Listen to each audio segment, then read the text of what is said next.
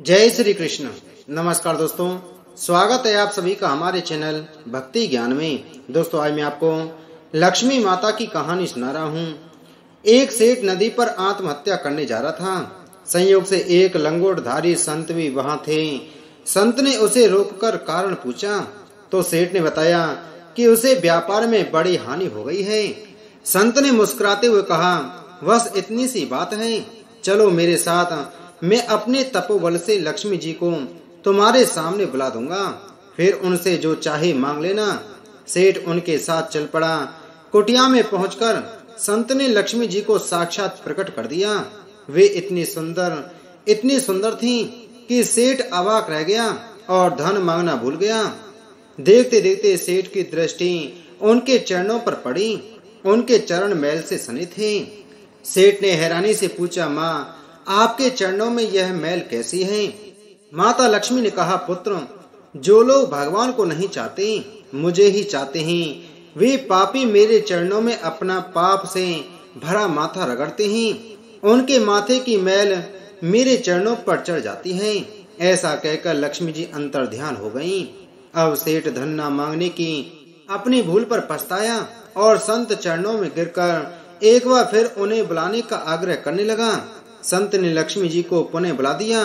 इस बार लक्ष्मी जी के चरण तो चमक रहे थे, पर माथे पर धूल लगी थी। पुनः अवाक होकर सेठ धन मांगना भूलकर पूछने लगा, माँ, आपके माथे पर मैल कैसे लग गई? लक्ष्मी ने कहा, पुत्र, यह मैल नहीं है, यह तो प्रसाद है। जो लोग भगवान को ही चाहते हैं, उनसे मुझे नहीं चाहते। उन भक्तों के चरणों में मैं अपना माथा रगड़ती हूँ। उनके चरणों की धूल से मेरा माथा पवित्र हो जाता है। लक्ष्मी जी ऐसा कहकर पुनः अंतर्ध्यान हो गईं। सेठ रोते हुए संत चरणों में गिर गया। संत ने मुस्कुराते हुए कहा, रो मत, मैं उन्हें फिर से बुला देता हूँ। सेठ ने रोते रोते कहा, नहीं स्वामी जी, वह बात नहीं है। आपने मुझ पर बड़ी कृपा की। मुझे जीवन का सबसे बड़ा पाठ मिल गया। अब मैं धन नहीं चाहता। अब तो मैं अपने बचे हुए जीवन में भगवान का ही भजन करूंगा। संत ने कहा, हे सेठ, अब तुम्हारी आंखें खुल गई हैं। इससे बड़ी बात और क्या हो सकती है? जो सिर्फ और सिर्फ धन के पीछे भागते हैं, एक समय के लिए उनके पास धन तो आ जाता है, लेकिन भगवान विष्णु अर्थात भगवान उनके पास कहाँ आएंगे? जहाँ भगवान विष्णु हैं, वहीं तो माता लक्ष्मी हैं। तुम आराधना, पूजा, तप, पुण्य करो। अगर ऐसा करोगे तो माता लक्ष्मी तुम्हारे पास स्वतः आ जाएंगी। हे सेठ, माता लक्ष्मी ने तुम्हें यही बात समझाई है जो कि तुम अब समझ चुके हो। अब तुम्हारा जीवन सार्थक हो गया है। क्योंकि मैं तुम्हारे मन और हृदय परिवर्तन से बहुत खुश हूँ। तो चलो मैं तुम्हें माता लक्ष्मी और भगवान विष्णु की एक कथा सुनाता हूँ। मैं इस कथा को उनके भक्तों को ही सुनाता हूँ जिनके मन में किसी प्रकार का मैल नहीं होता, वह भगवान में लीन रहते हैं। तो ध्यान से पालती माल कर बैठ जाओ और इनकी कथा का श्रवण करो। एक बार श्री हरि नारायण देवी लक्ष्मी से बोले, लोगों में कितनी भक्ति बढ़ गई है, सब नारायण नारायण कहते हैं। भगवान की बात सुनकर लक्ष्मी जी बोली, आपको पाने के लिए नहीं, मुझे पाने के लिए भक्ति बढ़ गई है। जिस पर श्री हरि बोले, लोग लक्ष्मी लक्ष्मी ऐसा जाप नहीं करते हैं। यह सब बातों के बाद माता लक्ष्मी बोली कि विश्वास न हो तो परीक्षा हो जाए कि लोग सबसे ज्यादा किसको याद करते हैं, किसका नाम जप करते हैं। इसके बाद भगवान विष्णु एक गांव में ब्राह्मण का रूप धारण कर गए और एक घर का दरवाजा खटखटाया। घर के जजमान द्वार खोलकर पूछा, आप कहाँ के हो?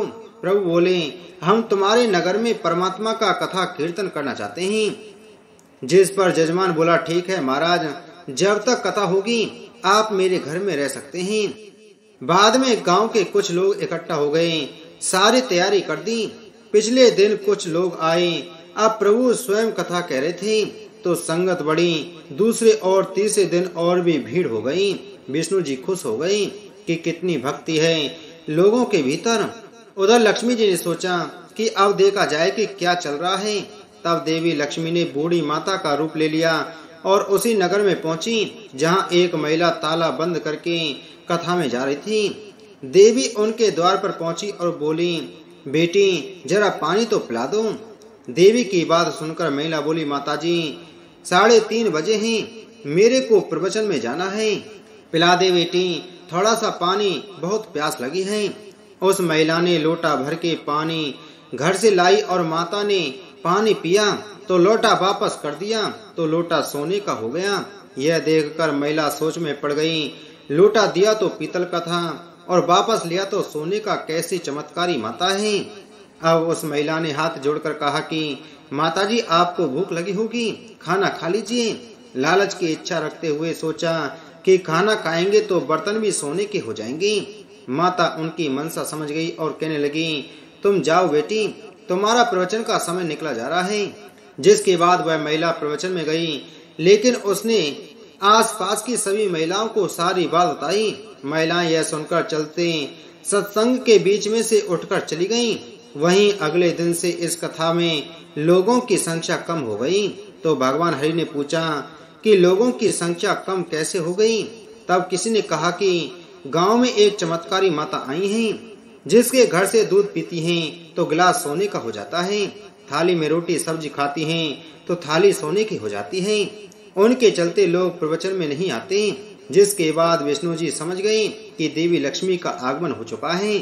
इतनी बात सुनते ही देखा कि जो जजमान सेठ जी थे वे भी उठ खड़े हो गए और चुपके से निकल लिए और माता लक्ष्मी के पास पहुंचकर उनसे बोले, माता मैं तो भगवान की कथा का आयोजन कर रहा था और आपने मेरे घर को ही छोड़ दिया। देवी बोली, तुम्हारे घर तो सबसे पहले आने वाली थी, लेकिन तुमने अपने घर में जिस कथाकार को ठहराया है, अगर वह चला जाए तभी मैं आऊंगी। सेठ जी बोले, बस इतनी सी बात, उन्हें अभी धर्मशाला में कमरा दिलवा देता हूँ।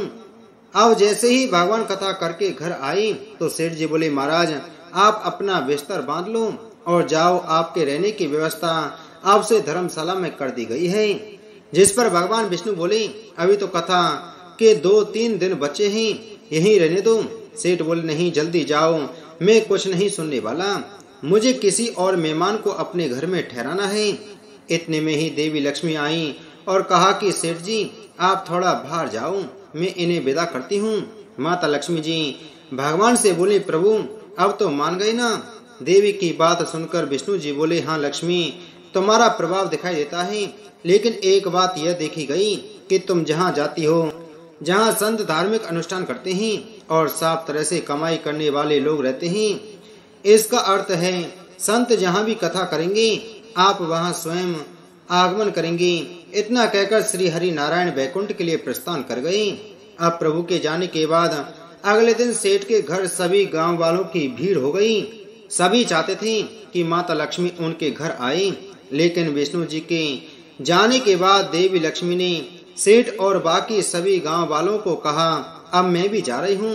सभी कहने लगे कि माता ऐसा क्यों, हमसे क्या भूल हो गई है। माता ने कहा, मैं वही रहती हूँ जहाँ नारायण का वास होता है, आपने नारायण को तो यहाँ से निकाल दिया, तो मैं यहाँ कैसे रह सकती हूँ। और इतना कहते ही माता लक्ष्मी वहाँ से चली गईं। तो हे सेठ, तुम्हें मेरी बात समझ में आ गई होगी। यदि तुम लक्ष्मी को पाना चाहते हो तो भगवान विष्णु की आराधना करो, उनकी भक्ति में लीन हो जाओ, तुम्हारे पास माता लक्ष्मी स्वयं ही आ जाएंगी, तुम्हारे जीवन को कृतज्ञ बना देंगी। इसके साथ ही जहाँ माता लक्ष्मी और भगवान विष्णु रहते हैं, उनके साथ ही माता सरस्वती भी विराजमान होती हैं। तो ऐसे में एक भगवान की पूजा करने से आपको 3-3 देवी देवताओं का आशीर्वाद मिलता है। इतना कहने के बाद वे साधु वहां से चले गए और सेठ जी भी खुशी खुशी अपने घर चला गया। बोलो लक्ष्मी माता की जय, बोलो विष्णु भगवान की जय।